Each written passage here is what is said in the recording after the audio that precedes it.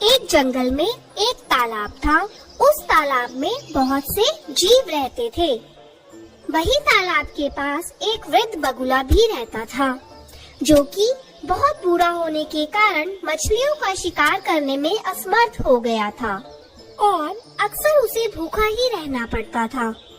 एक दिन जब बगुला तालाब के किनारे बैठा था, तब उसे एक तरकीब सूझी और बगुले ने जोर जोर से रोना शुरू कर दिया। बगुले को रोता देख एक केकड़ा तालाब से बाहर आया और बगुले से पूछा, क्या हो गया है बगले, क्यों रो रहा है पगले तू? ए केकड़ा भाई, मैंने एक आकाशवाणी सुनी है कि इस तालाब का पानी जल्द ही सूख जाएगा और यहाँ के सभी जीव मर जाएंगे।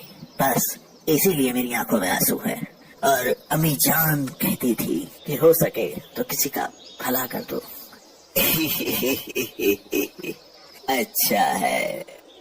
केकड़े ने यह बात तालाब में जाकर सभी को बताई और सभी जीव इकट्ठा होकर मदद लेने बगुला के पास आए और बगुला से बोले, अल्लाह बगला भाई, क्या आप हमें सुरक्षित स्थान तक पहुंचा सकते हैं? हाँ दोस्तों, यहाँ थोड़ी दूरी पर ही एक विशाल तालाब है। मैं तुम सब लोगों को कुछ ही दिनों में वहाँ पहुँचा दूंगा। सभी जीव मान गए।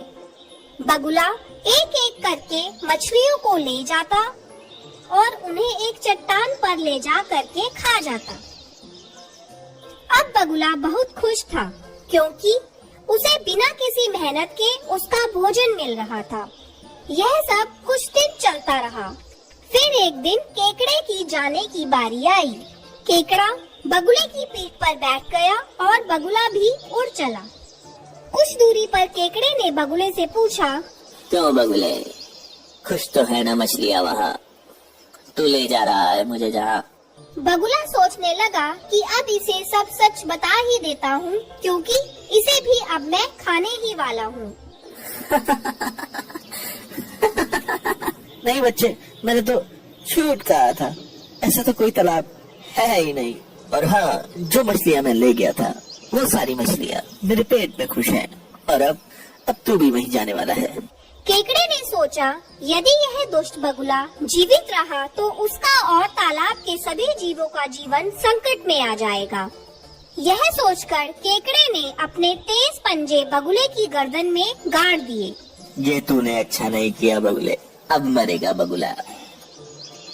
बगुला धरती पर जा गिरा और मर गया। बहुत फड़फड़ा रहा था, जान बचाएगा सबकी।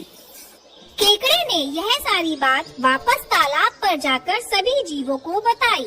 सभी जीवों ने समझदार केकड़े की प्रशंसा की और उसका धन्यवाद किया।